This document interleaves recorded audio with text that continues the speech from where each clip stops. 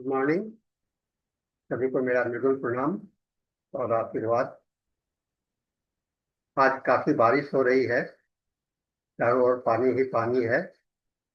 फिर भी मन बहुत ही चंचल है और कुछ बाहर का वातावरण भी मन को और भी चंचल बना रहा है। तो आइए इस मानसिक चंचलता को लेकर के ही हम लोग आज एक रूब्रिक्स का अध्ययन करते हैं, जैसा कि हम लोग पिछले कई समय से रिपोर्टरी के रूब्रिक्स को खोजने का प्रयास कर रहे हैं। मानसिक चपलता, इसे हम लोग मेंटल एजिलिटी भी बोलते हैं। एजिलिटी मेंटल भी बोलते हैं। रिपोर्टरी में आपको एजिलिटी मेंटल करके मिलेगा। यह मानसिक चपलता है। इसमें विचारों की तीव्रता होती है, सोचने काफी तेज गति से सोचते हैं। मानसिक प्रक्रिया और लचीलापन और बदलते हुए हालात में शीघ्रता से अपने को एडजस्ट करने की क्षमता होती है, अनुकूलन करने की क्षमता होती है।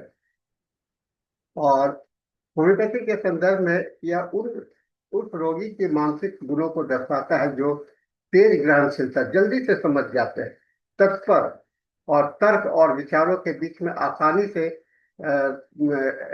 इंटरचेंज कर लेते हैं, सक्षम होते हैं। मानसिक चपलता तेजी से सोचने और प्रभावी ढंग से अनुकूलन करने की क्षमता है। इसमें अनुकूल इसमें एडजस्टमेंट, समस्या का समाधान, प्रॉब्लम सॉल्विंग, क्रिटिकल एनालिसिस, सोच, लचीलापन और आजीवन सीखने की क्षमता शामिल होती है। यह अवधारणा अनुकूलनीय लाभ और प्रभावी निर्णय लेने जैसे लाभ प्रदान करती है। हालांकि इसमें प्रतिरोध करना, पर काबू पाना और सूचना के अभी अति भार पर का प्रबंधन करना भी शामिल है। इसके निहित व्यावसायिक सफलता, नवाचार, इनोवेशंस और सामाजिक समस्या समाधान तक फैले हुए हैं और विभिन्न क्षेत्रों में इसके अनुप्रयोग हो रहे हैं। आप देखते होंगे अपने आसपास में कि रोगी को कोई भी बात करते हैं तो तुरंत समझ जाता है और आपको उत्तर देता है, या उसे एडजस्ट करने का कोशिश करता है। तो ये एक आपसे इसको है। इसके जो सिमिलर वर्ड्स हैं इसके साथ में, वो आता है mental agility, quick witted, nimbleness of mind, adaptability of thoughts, है ना, रेडीनेस ऑफ कंप्रहेंशन, बात को आसानी से समझ लेना, देन अलर्टनेस का क्रॉस रेफरेंस जो है रिपर्टरी में दिया हुआ है, mind, quickness of perception, mind ideas, abundance of mind, activity mental, mind memory active, concentration good, power of, और think quickly and talk rapidly. और ये सारे रूब्रिक्स जो है तो आपको सिमिलर होते हैं और थोड़ा सा अंतर के साथ में हम लोगों को दर्शाता है। तो इसको इसकी विशेषता क्या है मनोवैज्ञानिक रूप से, कैसा इसके सकारात्मक पक्ष देखेंगे, यानी पॉजिटिव साइड देखेंगे, तो तनाव या तेजी के बदलते हालात के में एडजस्ट, अपने टेंशन में है या परिवर्तन हो रहा है तो उससे अपने आप को एडजस्ट करने की क्षमता होती है। उत्तम समस्या समाधान का कौशल होता है, कैपेसिटी होता है कि जल्दी से प्रॉब्लम को सॉल्व कर ले। और इसके अंदर में क्रिएटिविटी बहुत ज्यादा है, नए नए चीजों को करना, नई सोच को होना और निर्णय लेने और आत्मविश्वास, ये इसका पॉजिटिव साइड है। और इसका नेगेटिव साइड क्या है, मानसिक जो है इसमें ओवर थिंकिंग में चला जाता है, अशांत रहता है, एक विचार से दूसरे जंपिंग करके होता है, एक विचार से दूसरे विचार पर बिना कार्य मैंने काम पूरा नहीं करता है, दूसरा काम करना शुरू करता है, फिर तीसरा काम करना शुरू करता है। लंबे समय तक एक विषय पर ध्यान केंद्रित करने में असमर्थ होता है, कंसंट्रेशन ठीक से नहीं होता है और चिंता, विकार या मानसिक प्रवृत्ति, मैनिया से संबंधित हो जाता है। और तीसरा बात है आपका सहज जो है तो कमी हो जाती, चपलता, सोच ऑब्स्टिनेट हो जाता है, सोचने की क्षमता, आपको समझने की क्षमता समाप्त हो जाता है। और खास करके ये डिमेंशिया और ऑब्सेसिव व्यक्तित्व में ये ज्यादा देखा जाता है, जो कि नए विचारों को लेने में स्वीकार करने में इसे दिक्कत होती है। इसका क्लिनिकल इम्पोर्टेंस है मनोविज्ञान में। ये इसके कमी होने से डिमेंशिया, डिप्रेशन और स्किज़ोफ्रेनिया जैसा हो सकता है। अधिक होने से मानसिक एडीएचडी जैसा बीमारी भी हो सकता है। और न्यूरोलॉजी में यह मस्तिष्क के स्वस्थ प्रोसेसिंग का सूचक है, और मेंटल डिजीज के साथ में इसे मिल सकता है। होम्योपैथी में बहुत सारी दवाइयां हम लोग के साथ में है, जो कि रिपोर्टरी में आप इसके साथ में देखेंगे जुड़ा हुआ है, जिसमें लैकेसिस है, सल्फर है, फास्फोरस है, कॉफिया क्रूडा है, जिसमें कि मेंटल जो एजिलिटी है बहुत ज्यादा होता है, सोचने की क्षमता बहुत एक्टिव होता है। फिर इसका ऑपोजिट देखेंगे कैलकेरिया कार्ब, बराइटा कार्ब, इसमें मेंटल डिप्रेशन होता है, विपरीत अवस्था पाई जाती है। और टेस्ट टेकिंग के समय में इसको हम लोग देख सकते हैं। लैकेसिस में कुछ दवाई का मैं जिक्र करूंगा। विचारों का अत्यधिक प्रभाव, मानसिक सक्रियता, विषय परिवर्तन में तीव्रता, सल्फर, तीव्र बुद्धि, दार्शनिक प्रवृत्ति, सैद्धांतिक चर्चा में रुचि रहता है। फिर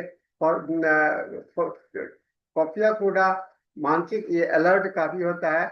और मेडोलिनम अत्यधिक चपलता इसकी मेडोलिनम में आपको देखिएगा। तो साथियों, आपने देखा ये मेंटल एजिलिटी वाले पेशेंट का मैंने जिक्र किया, और आपको अंदाज लग रहा होगा कि मेंटल एजिलिटी किस तरह से होता है। फिर आइए पेशेंट में हम लोग इसको कैसे देखेंगे। ये काफी एक्टिव मोड में रहेगा। काफी जो आप देखिएगा पेशेंट जो है तो काफी एक्टिव है, और उसका अपने आप को तुरंत कोई चीज को और कुछ ना कुछ वो करते रहने की उसको उसकी आदत होगी। नए नए विचार करने का, नया नया चीज को करने का उसका ये होगा। बच्चे आते हैं आपके क्लिनिक में और तुरंत आपके कोई चीज को देख करके वो प्रभावित हो जाते हैं, और उसको ऊपर वो खोज करना शुरू करते हैं। उनको अगर कोई भी चीज नया नजर आया, वो सामने में खोजने लगते हैं। बड़े लोग भी जब जैसे आप चिकित्सा कर रहे हैं तो डॉक्टर साहब ये आप कैसे करते हैं, क्या करते हैं, काफी पूछताछ आपको आपके साथ में करेंगे, है ना। तो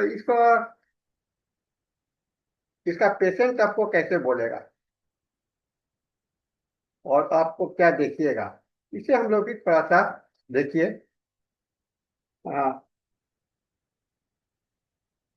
इसको भी हम लोग देखने का कोशिश करते हैं। जैसे रोगी वाले ये इसका जो बोलता है उसका बहुत तेजी से बोलेगा। विषय बदलने की प्रवृत्ति, एक ही बात को में कई बात में एक साथ में कई एक बात करेगा। बातचीत में उत्साह और ऊर्जा की एनर्जी दिखाई पड़ेगा, और शब्दों का रचनात्मक और चतुराई से मिश्रण होगा। कुछ लोग देखिएगा बड़ा क्लिष्ट भाषा में बार बार कहते हैं, बार बार कहता है डॉक्टर साहब समझाइए, नहीं मुझे मैं तो समझ गया, मुझे तुरंत लक्षण समझ में आ जाता है, मैं जल्दी चीजों को पकड़ लेता हूँ, मुझे देर तक एक चीज पर टिके रहना मुश्किल लगता है। समस्या का समाधान तुरंत आपको तुरंत कोई ना कोई सॉल्यूशन बता देगा। वार्तालाप में अत्यधिक आत्मविश्वासी दिखता है। आपका जो फिजिकल बॉडी लैंग्वेज आप देखिएगा, आंखों में चमक रहेगा और निरंतर गतिशीलता रहेगा, आंख ब्लिंक करता रहेगा, चेहरा जीवंत और तेजी से प्रक्रिया वाला होगा। हाथों से इशारा से बात करेगा, बार बार मुद्दा बदलता है, एक ही स्थिति पे लंबे समय तक नहीं बैठ पाता है। अत्यधिक चपलता होने से बेचैनी, हंसी और उत्तेजना दिखती है। तो इसमें सकारात्मक उत्साह व्यवहार, नई परिस्थिति पर आत्मविश्वास और प्रक्रिया आपने देखा, और क्रिएटिविटी में आपने देखा। और इसका नेगेटिव साइड क्या है? एक ही बात को बोले जा रहा है, अपनी ही बात को बोले जाता है, उसका कंसंट्रेशन नहीं होता है। कई एक बात को एक साथ में रोगी बता रहा है, तो कई एक लक्षण जिससे आपको समझने में भी दिक्कत होगी, और जल्दी से आपको इसको समझ में नहीं आएगा, है ना। तो ये हम लोगों को ध्यान में दे करके इसको हम लोग इसका अध्ययन करना चाहिए। तो आइए हम लोगों ने देखा, और इसका यानी कि संक्षेप में हम लोग ये कह सकते हैं, एक संज्ञानात्मक यानी लचीलापन और ग्रहणशीलता का संकेत है, जिसका मनोचिकित्सकीय और होम्योपैथिक दृष्टिकोण से विशेष महत्व है।